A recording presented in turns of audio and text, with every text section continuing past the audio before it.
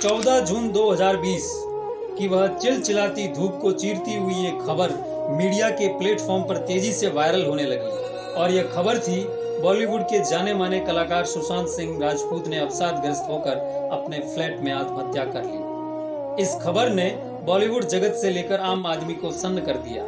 मन में एक साथ कई प्रश्न जन्म ले रहे थे, क्या, क्यों, कैसे।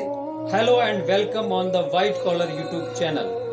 कई लोग ये मानने को तैयार नहीं थे कि एक अभिनेता जो टीवी जैसे छोटे पर्दे पर आकर अपने अभिनय के बहुरंगी स्वर्ण पत्र बिखेर गया, एक कलाकार जिसने बड़े पर्दे पर आकर एक के बाद एक कई सुपरहिट फिल्में देकर अपने अभिनय का लोहा मनवाया, एक अच्छा व सरल इंसान जिसने देश की बाढ़ आपदा में बिना कोई खबर प्रसारित किए लाखों रुपयों का दान कर दिया, आखिर क्यों वह बॉलीवुड की जगमगाती रोशनी में अपने नाम के दीपक का अंधेरा करके चला गया। इस क्यों का जवाब सिनेमा से ताल्लुक रखने वाले सिनेमा प्रेमी जानना चाहते हैं। क्या सुकून और संतोष का तकिया जिस पर इंसान अपना सर रखकर चैन से सोता है, वह सुकून उन्हें नसीब नहीं हुआ? आखिर मुस्कुराहट का पर्दा ओढ़कर अपना दुख छुपाए हुए महफिलों की रौनक बनने वाले इस शख्स के दिल के खालीपन को क्या कोई भर नहीं पाया? या फिर किसी साधारण परिवार के एक बेहतरीन और उम्दा कलाकार का इतनी तेजी से सफलता के पायदान पर चढ़ना माया नगरी के जालसाजों को रास नहीं आया और वह अभिमन्यु की तरह षड्यंत्र के ऐसे चक्रव्यूह में फंस गया जिससे निकलना उसके लिए संभव नहीं था।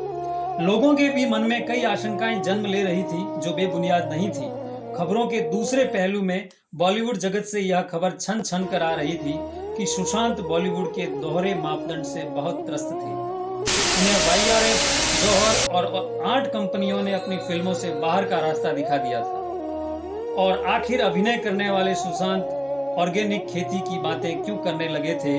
आज भी ये सवाल केवल और केवल सवाल है जिसका जवाब हम सभी इंतजार कर रहे हैं। वस्तुतः उनकी पिछली फिल्म छिछोरे सुपरहिट रही थी, लेकिन फिल्मों में प्रतिबंधित मात्र कर देने से आत्महत्या कर देने की घटना किसी के भी गले नहीं उतर रही थी। इन्हीं सवालों के जवाब को ढूंढने के लिए मुंबई पुलिस ने अपनी तफ्तीश शुरू की। प्रारंभिक तफ्तीश में पता चला कि घटना के वक्त उनके फ्लैट में उनका दोस्त सिद्धार्थ पिठानी, रसोइया और नौकर मौजूद थे और सुशांत का कमरे का दरवाजा अंदर से बंद था। सुशांत को आवाज देने पर भी जब दरवाजा नहीं खोला तो किसी चाबी वाले को बुलाकर दरवाजा खोला गया, लेकिन उसे भीतर जाने से रोककर दरवाजे से ही वापस जाने को कह दिया गया। जब ये तीनों कमरे में पहुंचे तो सुशांत सिंह फंदे से लटक रहे थे। फिर इन्हें नीचे उतारा गया और उसके बाद पुलिस घटनाक्रम पर पहुंची और हर एंगल से घटना की जांच पड़ताल की गई। सुशांत के फ्लैट में रहने वाले लोगों से पूछताछ का सिलसिला शुरू होकर निर्देशक, अभिनेता, अभिनेत्रियों, उनके मित्रों, परिजनों से होता हुआ तथाकथित महिला मित्र रिया चक्रवर्ती तक पहुंचा। शक की सुइयां भी बार बार उनके फ्लैट में रहने वाले इन्हीं 4 लोगों पर घूमने लगी, क्योंकि इनके मौकाए वारदात पर दिए गए बयान किसी को भी हजम नहीं हो रहे थे। कालक्रम का पहिया तेजी से एक बार पंख लगाकर उड़ने लगा। घटना के तड़के ही मुंबई पुलिस ने केस को अपने हाथ में लेकर सुशांत का पोस्टमार्टम कर उनका अंतिम संस्कार कर दिया। लेकिन मुंबई पुलिस और महाराष्ट्र सरकार पर पड़ी कोरोना और सुशांत केस की दोहरी मार ने उनकी नींद उड़ा रखी थी। जांच में बार बार सुशांत सिंह की महिला मित्र रिया चक्रवर्ती पर कई गंभीर आरोप लग रहे थे। अब सुशांत के परिवार को न्याय का डर सताने लगा। इसके चलते सुशांत के पिता ने पटना में रिया चक्रवर्ती के खिलाफ धारा 304 के अंतर्गत मुकदमा दर्ज कराया और बताया कि रिया ने ही जबरन आत्महत्या के लिए सुशांत को उकसाया है। फिर क्या था, देखते ही देखते बिहार पुलिस की एक टीम जांच के लिए मुंबई पहुंचकर अपने काम को अंजाम देने में जुट गई। समय रहते दोनों राज्यों की पुलिस अपने अपने अधिकारों का हवाला देने लगी और मामले की खींचतान होते देख केंद्र सरकार ने तेजी दिखाई और CBI को जांच सौंप देने की बात अंतिम रूप से कह दी गई। अब सब राहत की सांस लेने लगे और सुशांत के न्याय की आवाज में खुद की जीत देखने लगे। लेकिन जीत तो उन बंद दरवाजों पर कब से दम तोड़ चुकी थी जब सुशांत के रहते हमने उनकी चीखों को सुन के भी अनसुना कर दिया था। और ये बात उन्होंने अपने दिए एक इंटरव्यू में भी कही कि आप मेरी फिल्मों को देखिए वरना मैं हाशिए पर चला जाऊंगा, क्योंकि इस इंडस्ट्री में मेरा कोई गॉडफादर नहीं है। उन्होंने ये भी बताया कि ये इंडस्ट्री जल्दी ही अपनी चकाचौंध खो देगी, जिसमें सिर्फ रात की अंधेरों की धमक है और सुबह में हो रहे प्रकाश की कोई दमक नहीं। इधर कुछ लोग व्हाट्सएप यूनिवर्सिटी के नौसिखिए जेम्स बॉन्ड बनकर सनसनीखेज वीडियो बनाकर सब्सक्राइब और व्यू बटोरने में लगे हुए थे, तो कुछ शेरलॉक होम्स की संतानें बनकर जांच में जुटी हुई थी। कोई सुशांत की मौत को डार्क वेब के जरिए लाइव टेलीकास्ट करने की बात कह रहा था, तो कोई विदेश में बैठकर पैरानॉर्मल एक्टिविटी के जरिए सुशांत की रूह से बातों के दावे करने लगा। कोई बताने लगा कि सुशांत पर जादू टोने का प्रयोग किया गया था। सोशल मीडिया पर बताई गई ऐसी खोखली, काल्पनिक और अतरंगी बातों का कोई सिर पैर नहीं था। इन घटनाओं को आगे बढ़ता देख जनता की मांग पर सीबीआई ने अब जाकर मामले की तफ्तीश शुरू की और घटना का रिक्रिएशन हर एंगल से किया गया। इस बार पुनः नौकर, रसोई और मैनेजर से पूछताछ की गई। एनसीबी ने सुशांत की महिला मित्र रिया चक्रवर्ती और उनके भाई को मादक पदार्थों का प्रयोग करने के आधार पर दोनों को सलाखों के पीछे डाल दिया, लेकिन दोनों ही कुछ माह बाद जेल की काल कोठरी से बाहर भी आ गए।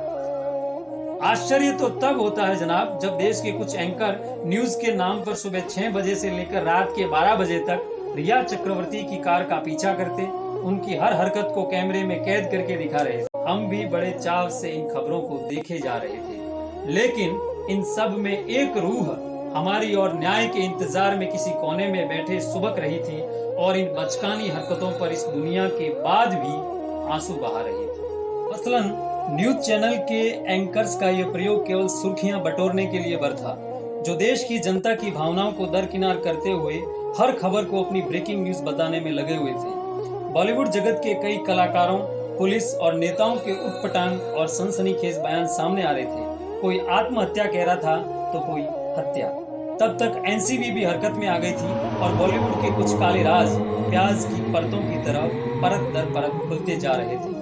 ड्रग पेडलर और ड्रग माफियाओं के नाम सामने आने लगे। एनसीबी ने इन छोटे बड़े सभी ड्रग पेडलर को गिरफ्तार करके जेल की सलाखों के पीछे पहुंचा दिया। सीबीआई, एनसीबी और ईडी के त्रिकोण के खेमे में जबरदस्त हलचल सी मच गई, जिससे अब जनता की आंखों से कुछ ओझल राज की धुंध साफ होने लग चुकी थी और इस साफ होती चमक में समाज के दर्पण की वो सच्चाई सामने आई जिसने सबको स्तब्ध कर दिया।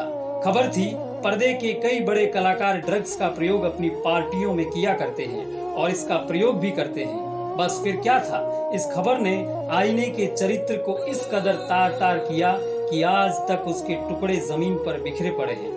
बस फिर से नए नए प्रयोगों को लेकर दिन रात पूछताछ का सिलसिला आगे बढ़ता जा रहा था और अब रिया चक्रवर्ती पर यह आरोप लगे कि रिया सुशांत के पिता को सुशांत से मिलने नहीं देती थी, इसकी पुष्टि खुद सुशांत सिंह के पिता ने की। इधर देश का मीडिया भी सुशांत सिंह के मामले को लेकर दो खेमों में बंटकर एक दूसरे पर पक्षपात के आरोप लगा रहा था। सुशांत की खबर बताने वाले चैनल्स इसे आपसी प्रतिष्ठा की लड़ाई बना चुके थे। तमाम तरह के आरोप प्रत्यारोप चल रहे थे, लेकिन न्याय, सच्चाई और परिणाम की डोर अभी भी बहुत दूर थी। इतनी बड़ी घटना होने के बावजूद भी बॉलीवुड की एक खास लॉबी सुशांत सिंह को अवसादग्रस्त एवं बाइपोलर का मरीज साबित करने में लगी थी। इतनी बड़ी इंडस्ट्री में किसी भी बड़े सितारे ने आकर सुशांत सिंह के लिए न्याय की आवाज नहीं उठाई। सदी का महानायक खिलाड़ी कुमार, सिंघम, दबंग और किंग खान ने इस खबर से अपना मुंह फेर लिया। अगर कोई नया अभिनेता ना बोले तो बात समझ में आती है, क्योंकि उसे इस इंडस्ट्री में पैर जमाने हैं, लेकिन जिन अभिनेताओं को एक लंबा अरसा हो गया है वो मखसूस अपना मुंह छिपाए हुए थे, जो कि पर्दे के प्रभुत्व की लड़ाई को चीख चीख के बयान कर रही थी। आखिर उन्हें किस बात का भय था? जो अपनी फिल्मों में न्याय, सच्चाई, इंसाफ और वीरता की बड़ी बड़ी बातें करने वाले ये कलाकार क्या अपने अस्तित्व की नींव भी खो चुके थे? इन सभी से हमारी अपेक्षाएं इसलिए भी ज्यादा थी कि फिल्मी पर्दे पर निभाए गए इन किरदारों से असल जिंदगी में हमें बड़ी प्रेरणा मिलती है। हम ये मानते हैं कि हमारे दैनिक जीवन के आसपास ऐसे ही लोग होंगे और हम यह भी मान बैठते हैं कि रियल लाइफ के ये हीरो रियल लाइफ में भी हीरो ही हैं। वाकई ये बात हास्यास्पद बात है। बॉलीवुड की एक लॉबी ऐसी भी है जो देश में कोई घटना घटित होने पर पानी पी पी कर देश की सरकार को कोसती है। वह चाहे राम मंदिर का मुद्दा हो, 370 एनआरसी, सीईए, यहाँ तक कि अंतर्राष्ट्रीय मुद्दे पर भी ये तख्तियां पकड़कर इंसाफ की दुहाई देते हैं, लेकिन खुद की इंडस्ट्री में एक कलाकार की मौत पर इनसे कोई प्रतिक्रिया देते नहीं बनती है। यही है इनका दोगलापन या भाई भतीजावाद या नेपोटिज्म। पर्दे की एकमात्र अभिनेत्री जिसे मणिकर्णिका के नाम से जाना जाता है, जिसने बॉलीवुड में चल रहे ड्रग्स पार्टी, नेपोटिज्म और कास्टिंग काउच पर अपनी बेबाक राय रखी, जिसका खामियाजा उन्हें अपना आशियाना तोड़वाकर चुकाना पड़ा। लेकिन जनता ने सुशांत के न्याय में खुद के न्याय को देख तमाम घटनाक्रम के जमघट से आहत होकर इन कलाकारों की फिल्मों को कलाकारों तक सीमित कर दिया, और जो सुशांत के साथ हुए घटनाक्रम का जवाब था। जनता का इस रंगमंच और पर्दे की दुनिया से इतना ज्यादा मोहभंग हो चुका था कि एक एक करके बड़े बड़े स्टारडम वाले सुपर स्टारों की फिल्में औंधे मुंह धराशायी होने लगी। कुछ ने तो सोशल मीडिया के प्लेटफॉर्म पर नापसंदगी के रिकॉर्ड कायम कर लिए। सिनेमा का नक्षत्र समझने वाले इन फिल्मी कलाकारों के तारे अब जमीन पर गिरने शुरू हो चुके थे। लोगों के बायकॉट का यह सिलसिला बड़े पर्दे पर ही नहीं, छोटे पर्दे पर भी जारी रहा। बड़े बड़े शोज की टीआरपी जमीन पर आ चुकी थी। बायकॉट की आंधी ऐसी सुनामी का रूप ले चुकी थी, जिससे बचने के लिए कई फिल्मी कलाकार बाद में अपनी सफाई देते हुए नजर आए। लेकिन जनता अब इन्हें सिरे से नकार चुकी थी और ये सिलसिला आज भी अनवरत जारी है।